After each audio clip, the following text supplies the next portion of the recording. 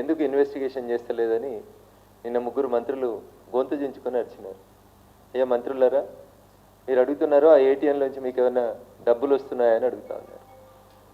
డబ్బులు వసూలు చేసే సంస్కృతి, డబ్బులు గల్లీ నుంచి ఢిల్లీకి మోసే సంస్కృతి, డబ్బులు మోసి పదవులు కొనుక్కునేటువంటి సంస్కృతి మాది కాదు, అది మీది, మీ కాంగ్రెస్ పార్టీకి సంబంధించినటువంటి సంస్కృతి సంస్కారం. ఈ మాట భారతీయ జనతా పార్టీ ఎంపీగా రఘునందన్ రావు ఆరోపిస్తలేడు.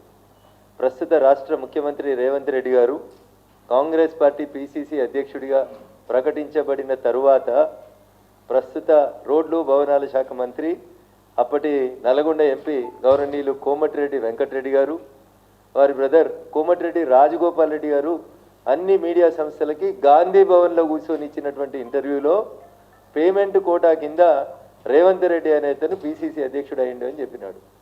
కాబట్టి అయ్యా పొన్నం గారైనా పొంగులేటి గారైనా ఇంకొకరైనా 1,000 మా వైపు చూపెట్టాలని ప్రయత్నిస్తున్నప్పుడు 4,000 మిమ్మల్ని చూపెడుతున్నాయి అనేటువంటి కనీస పరిజ్ఞానాన్ని పెంపొందించుకుంటే మంచిదని నేను ఈ సందర్భంగా గౌరవ మంత్రులకు హితవు పలకదలుచుకున్నాను.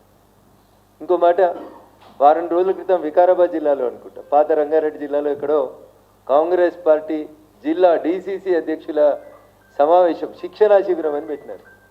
ఆ శిక్షణా శిబిరానికి గౌరవనీయులు రాష్ట్ర ముఖ్యమంత్రి రేవంత్ రెడ్డి గారు ముఖ్య అతిథిగా హాజరై కాంగ్రెస్ జిల్లా కమిటీ అధ్యక్షులకు చేసిన గీతోపదేశంలో ఏం చెప్తారంటే, ఒకవేళ గాంధీ కుటుంబానికి, నీది నా మాటలు కాదు ముఖ్యమంత్రి గారి మాటల్ని ఇన్వర్టెడ్ కామర్స్లో కోట్ చేస్తా ఉన్నా, ఒకవేళ గాంధీ కుటుంబానికి డబ్బులు అవసరమైతే నేను ఇక్కడ ఉన్నటువంటి మా కాంగ్రెస్ తెలంగాణ నాయకులు అందరం కలిసి అవసరమైతే 1,000 కోట్ల రూపాయలు పోగేసి పంపేటువంటి శక్తి మా తెలంగాణ కాంగ్రెస్ నాయకులకు వచ్చింది అని చెప్తా ఉన్నారు.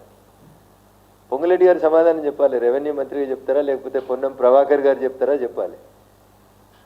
10 సంవత్సరాలు అధికారంలో లేని కాంగ్రెస్ పార్టీ, 10 సంవత్సరాలు అష్టకష్టాలు పడ్డటువంటి కాంగ్రెస్ పార్టీ ఒక్కసారి తెలంగాణ రాష్ట్రంలోకి అధికారంలోకి వచ్చి 2 ఏళ్ళు కాగానే అవసరమైతే 1,000 కోట్లు పోగేసి పంపిస్తాము అని గతంలో పంపినటువంటి విషయాల్ని అన్యాపదేశంగానే ముఖ్యమంత్రి గారు చెప్పినట్టు కనబడతా ఉంది.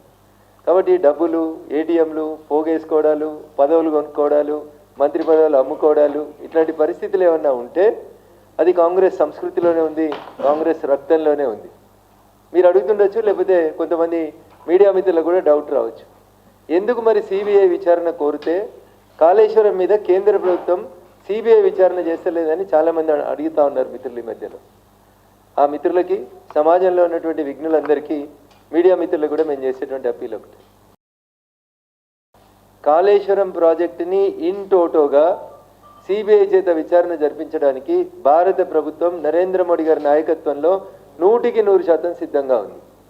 అయితే కాంగ్రెస్ పార్టీ, రేవంత్ రెడ్డి గారు తెలివిగా ఏం చేస్తున్నారంటే, జస్టిస్ పిసి ఘోష్ గారు అనేటువంటి ఒక రిటైర్డ్ అయినటువంటి న్యాయమూర్తి చేత కాళేశ్వరంలో కుంగినటువంటి 3 డ్యాములకు సంబంధించి 3 బారేజీలకు సంబంధించి ఒక ఇన్వెస్టిగేషన్ నిర్వహించినారు. ఈ ఇన్వెస్టిగేషన్ నిర్వహించి దాని మీద ఒక నివేదిక రాసి అసెంబ్లీలో ప్రొడ్యూస్ చేసి అసెంబ్లీలో చర్చకు పెట్టినారు. మరుసటి రోజు టీఆర్ఎస్ పార్టీ నాయకులు, మాజీ ముఖ్యమంత్రి చంద్రశేఖరరావు గారు, అప్పటి నీటిపారుదల శాఖ మంత్రి హరీష్ రావు గారు ఇద్దరు కూడా కోర్టుకు వెళ్తే రాష్ట్ర సర్వోన్నత న్యాయస్థానం దాని మీద ఫర్దర్ ఆర్డర్స్ వచ్చేంతవరకు దాకా ఇన్వెస్టిగేషన్ చేయొద్దు అని రాష్ట్ర సర్వోన్నత న్యాయస్థానం ఒక తీర్పిచ్చింది. భారతీయ జనతా పార్టీ కానీ తెలంగాణ సమాజం కానీ అడుగుతుంది, కాళేశ్వరం మొత్తం మీద విచారణ జరిపించమని కాంగ్రెస్ పార్టీ ఎందుకు అడుగుతలేదు అనేది బేసిక్ క్వశ్చన్. మీరు పీస్గా అడుగుతా ఉన్నారు. 3 బారేజీలే, కుంగిన అన్నారం బారేజో, సుందిళ్లనో, వీటి మీద మాత్రమే విచారణ కావాలని కాంగ్రెస్ అడుగుతుంటే, భారతీయ జనతా పార్టీ నాడు అమిత్ షా గారు మాట్లాడిన మాటలైనా ఈరోజు మేము అడుగుతుందైనా ఇన్ టోటోగా 1,00,000 కోట్ల ప్రాజెక్ట్ అని చెప్పిన కాళేశ్వరంలో జరిగిన అవినీతి మీద ఆ నుంచి మొదలుకొంటే రౌతి వరకు, అంటే మొదటి అక్షరం నుంచి మొదలుకొంటే చివరి అక్షరం దాకా ప్రతి అంశం మీద విచారణ జరుపుమని ముఖ్యమంత్రి గారిని మళ్ళీ ఒకసారి ఉత్తరం రాసి భారత హోంమంత్రి గౌరవనీయులు అమిత్ షా గారిని కలవమని చెప్పండి. కోర్టు స్టే ఎత్తేసిన మరుక్షణం భారత ప్రభుత్వం సిబిఐ చేత విచారణ జరిపించడానికి సిద్ధంగా ఉంది. కాబట్టి మీడియా ఉంది, మాట్లాడాలి కాబట్టి మాట్లాడదాం, ఏది పడితే అది మాట్లాడతాం, అటెన్షన్ డైవర్షన్ కోసం మాట్లాడతాం, ఖమ్మంలో జరుగుతున్న పంచాయతీని ప్రజలు దృష్టి మరల్చడానికి భారతీయ జనతా పార్టీ మీద మాట్లాడతాం, లేకపోతే బాపు ఘాట్ పేరు మీద పేదోళ్ళ ఇల్లు కూల్చి 5,000 కోట్లతోటి బాపు సమాధిని కడతాం. ఇట్లాంటి ప్రజల దృష్టిని మరల్చేటువంటి కార్యక్రమాల్ని చేయడానికి ముగ్గురు మంత్రులు అగమేఘాల మీద పరిగెత్తుకొని వచ్చి భారతీయ జనతా పార్టీకి కాళేశ్వరం ఏటీఎంగా అయిందని మాట్లాడుతూ ఉన్నారు. ఇది మీ అవగాహన రాహిత్యానికి నిదర్శనంగా మేము భావిస్తూ ఉన్నాం. భారతీయ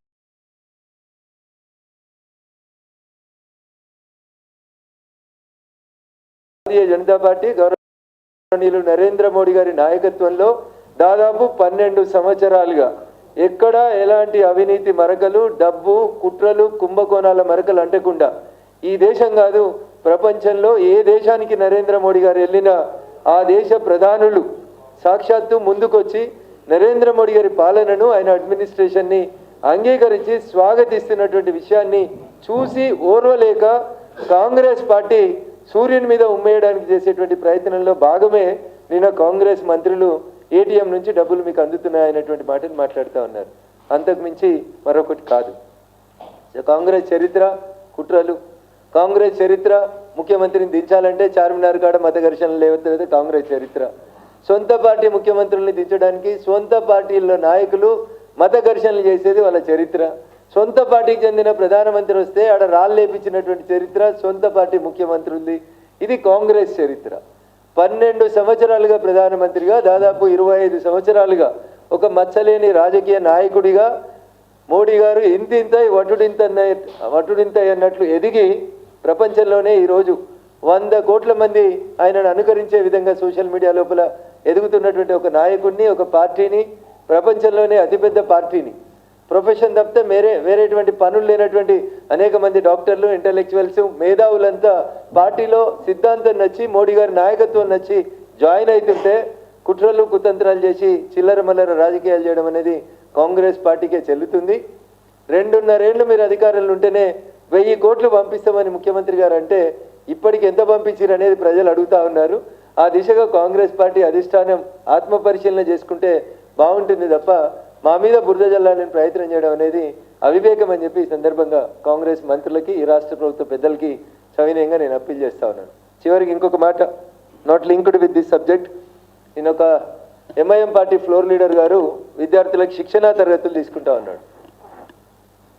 ఎంఐఎం పార్టీ అసెంబ్లీలో ఫ్లోర్ లీడర్ నిన్న అక్కడ ఒక శిక్షణా తరగతులలో క్లాసులు తీసుకుంటూ మాట్లాడుతూ ఉన్నాడు. యూపీలో యోగి అయినా, తెలంగాణలో కేసీఆర్ అయినా, రేవంత్ రెడ్డి అయినా, ఇంకెవరైనా మా పట్ల వాళ్ళ వైఖరి అంతా ఒక రకంగా డిఫరెంట్గా ఉంది, మాకు అన్యాయం చేస్తూ ఉన్నారు, బుల్డోజర్లు తీసుకొచ్చి మా దేవస్థానాల్ని, మసీదుల్ని కూలగొడుతున్నారని చెప్పి అక్బరుద్దీన్ అనేటువంటి వ్యక్తి విద్యార్థులకి భావి భారతుల్లో పౌరులుగా తీర్చిదిద్దాల్సినటువంటి విద్యార్థుల్లో ఒక రకమైనటువంటి ఎమోషన్స్ని క్రియేట్ చేసేటువంటి రీతి లోపల మాట్లాడుతూ ఉన్నారు. ఈ రాష్ట్ర ప్రభుత్వానికి నిజంగా చిత్తశుద్ధి ఉంటే నేను డిమాండ్ చేస్తూ ఉన్నా, ఎంఐఎం పార్టీ ఫ్లోర్ లీడర్ మీద కేసులు నమోదు చేసి చిన్నపిల్లల మనసుల్ని ఖరాబు చేసి దేశద్రోహులుగా తయారు చేసేందుకు ప్రయత్నం చేస్తున్నందుకు ఎంఐఎం పార్టీ ఫ్లోర్ లీడర్ మీద క్రిమినల్ కేసులు నమోదు చేయాలని చెప్పి ఈ సందర్భంగా నేను రాష్ట్ర ప్రభుత్వాన్ని డిమాండ్ చేస్తూ ఉన్నా.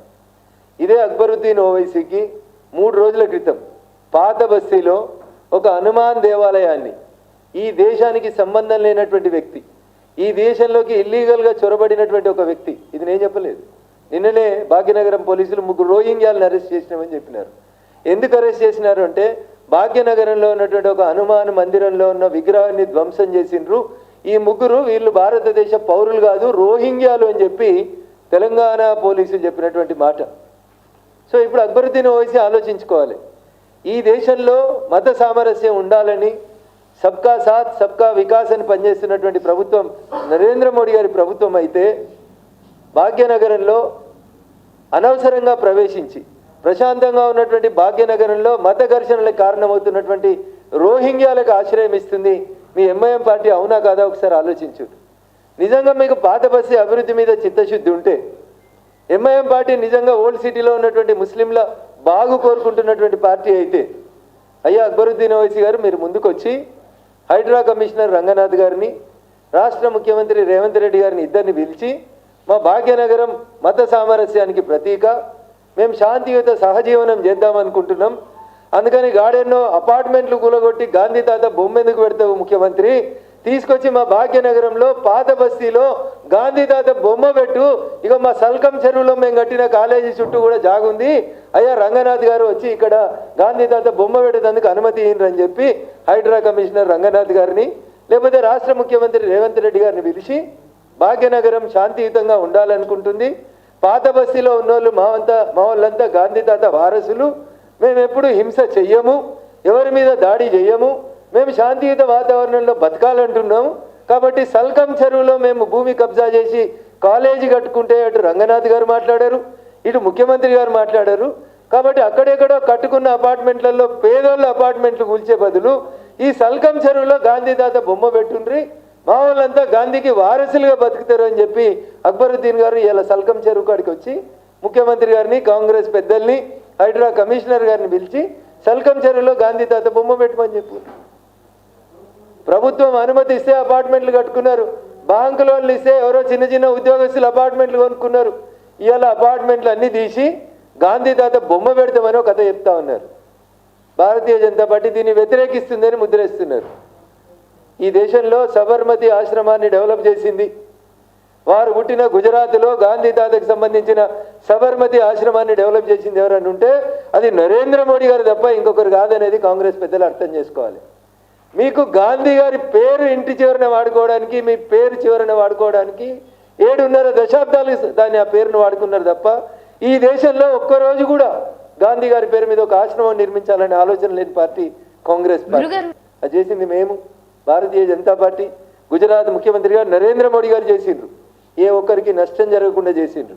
పేద ప్రజలు ఆ సబర్మతి రివర్ ఎంబడినటువంటి వాళ్ళందరికీ ముందే పునరావాసం కల్పించిన తర్వాత అక్కడ సబర్మతి ఆశ్రమం డెవలప్ చేసింది.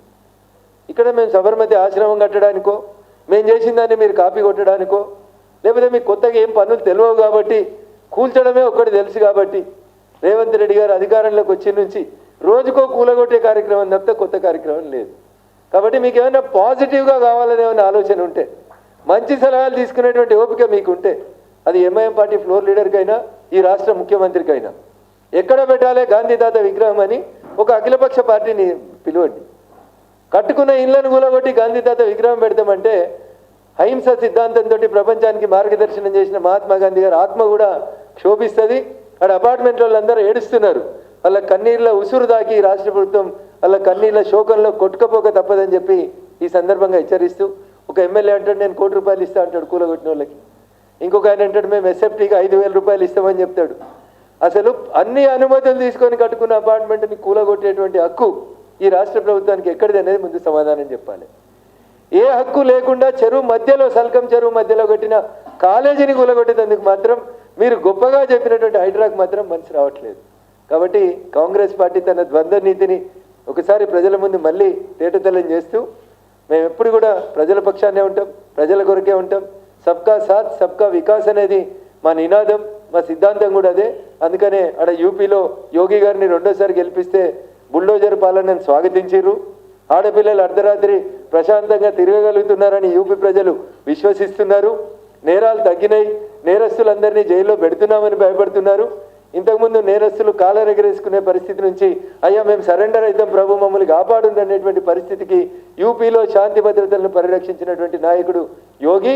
కాబట్టి ఆయన పేరు తీసుకొని మాట్లాడేటువంటి అర్హత కూడా అక్బరుద్దీన్ ఓవైసీకి లేదని చెప్పి ఈ సందర్భంగా తెలియజేస్తాను.